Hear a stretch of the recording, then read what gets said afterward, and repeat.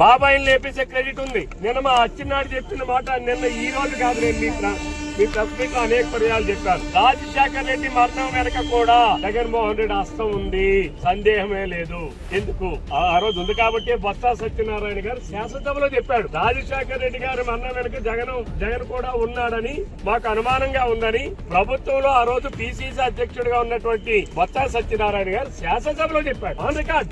ఆ రోజు జగన్మోహన్ రెడ్డి ఏమన్నాడు, సిబిఐ ఎంక్వైరీ కావాలన్నాడు, కాంగ్రెస్ పార్టీ చేయించిందన్నాడు, నిలయంలో హాస్టల్ దాఖలు పెట్టారు. మరి నేను అడుగుతా ఉన్నా జగన్మోహన్ రెడ్డికి, నువ్వు అధికారంలోకి వచ్చావు, 5 సంవత్సరాలు పరిపాలన చేశావు, నువ్వెందుకు సిబిఐ ఎంక్వైరీ నీ తండ్రి కోసం ఏదైనా మాట్లాడావా? ఏ రిలయన్స్ ఆస్తుల్లో ఆ రిలయన్స్ వాడికే నువ్వు రాజ్యసభ ఎంపీ పదవి దాని అర్థం వేసి ఇందులో కుట్రలేదు.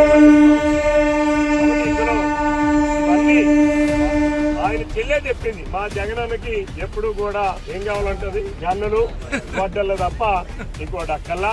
మాకు కావాల్సింది రాష్ట్రం ప్రగతి, అభివృద్ధి, రాష్ట్ర సంక్షేమం. దానికోసం తెలుగుదేశం, జనసేన, భారతీయ జనతా పార్టీ ఆ రోజు ప్రధానమంత్రి మోడీ గారు చెప్పారు.